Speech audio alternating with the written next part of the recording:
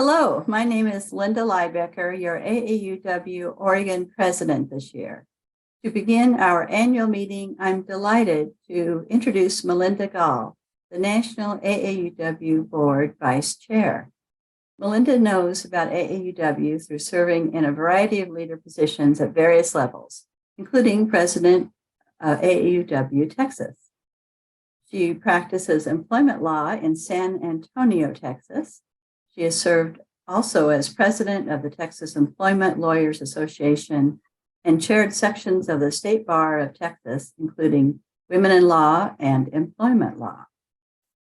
Malinda, the other day I noted that you said we are coming out of the pandemic into a different world. Would you elaborate on that? Yes, I would. I think during the now 3 years of the pandemic, several things have happened generally in the United States. Number one is the fact that people learned that they could do a lot from their homes.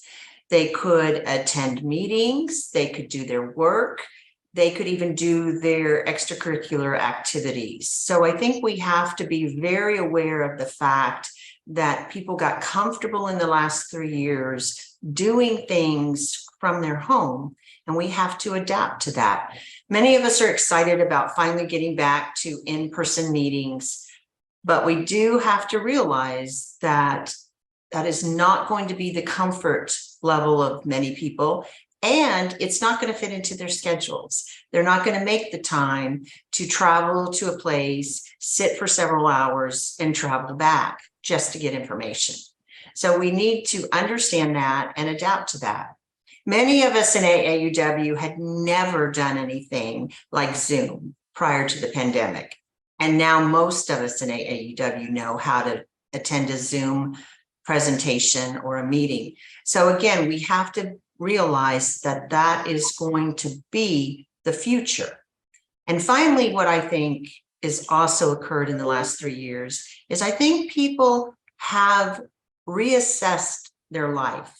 And they've slowed down just a little bit, and they're looking for things that are important, and they're prioritizing things that are important, and they're not filling their days from beginning to end and rushing from place to place.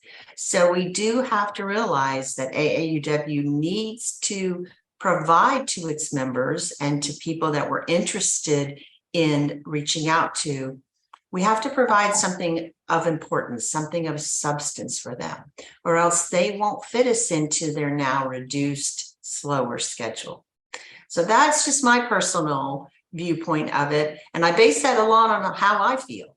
I was very, very busy before the pandemic, going here and there, and I don't like to do that now. And I like to just do things that are important.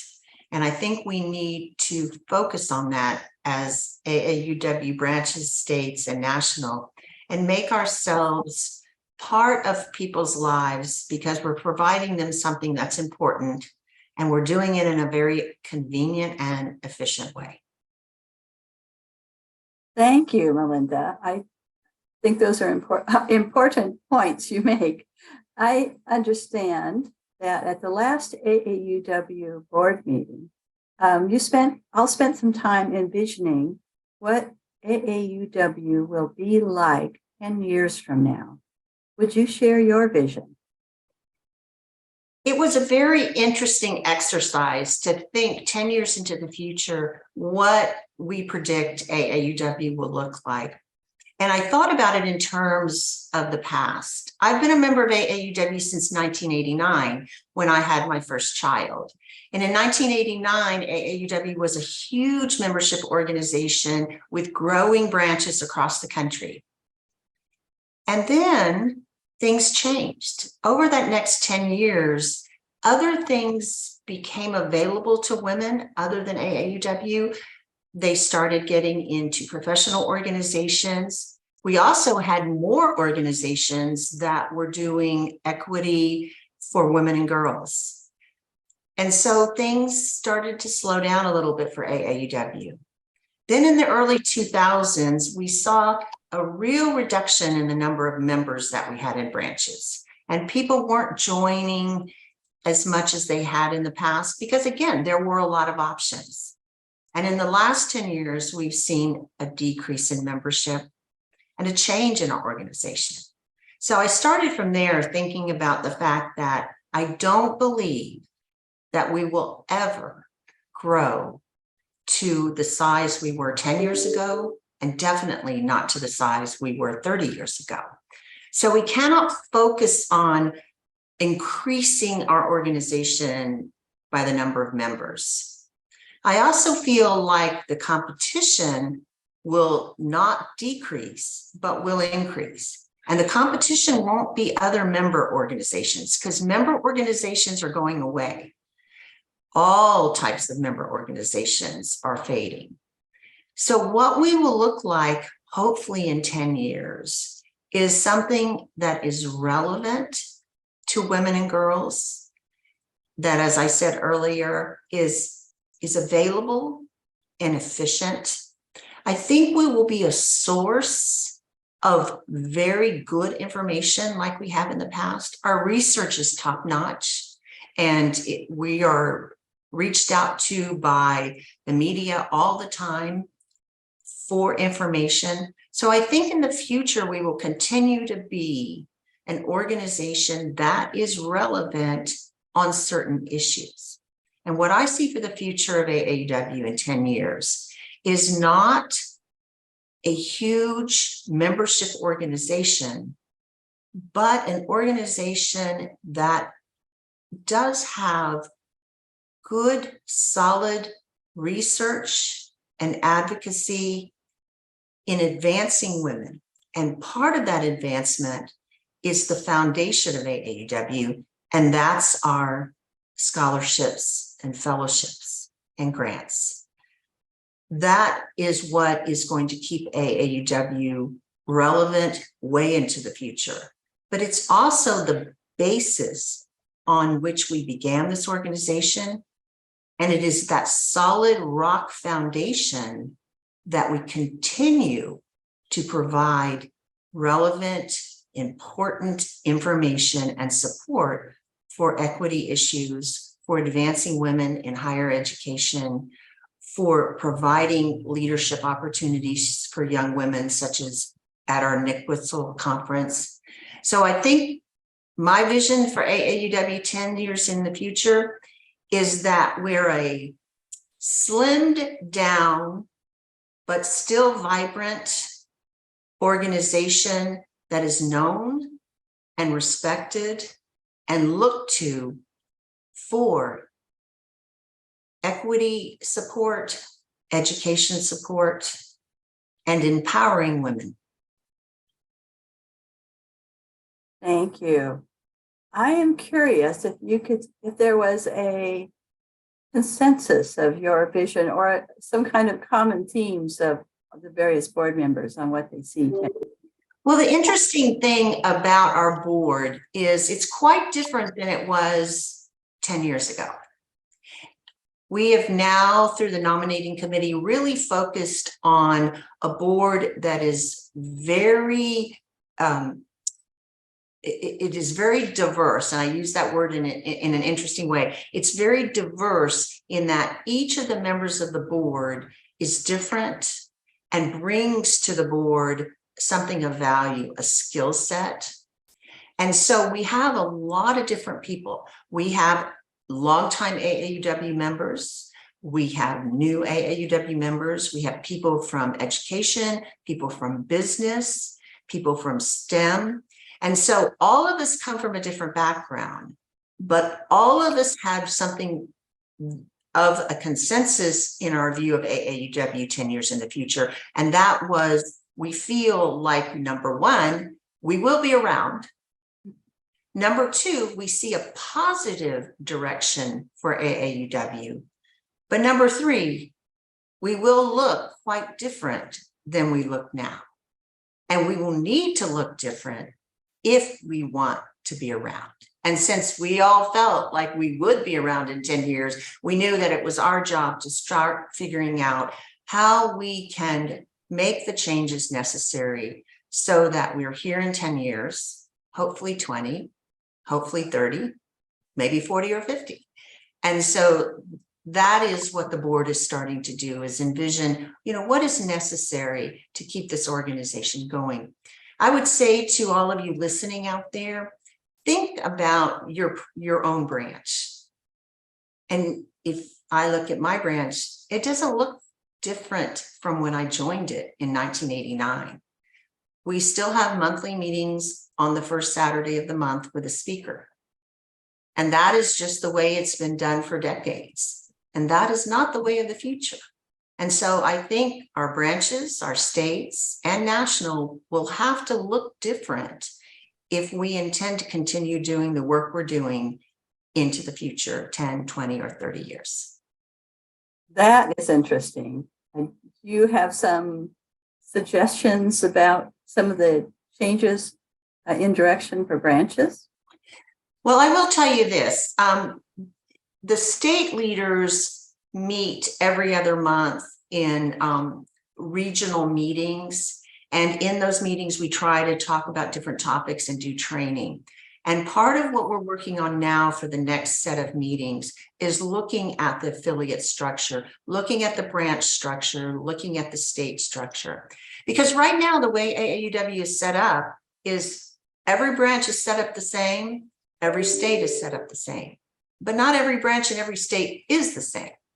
We have states that have one branch, and we have states that have 30 branches. So they're different and they need to be looked at differently. So what we're working on now is what I'm calling our cafeteria plan. We want to provide options on how you as a branch or a state can address some of the concerns you have.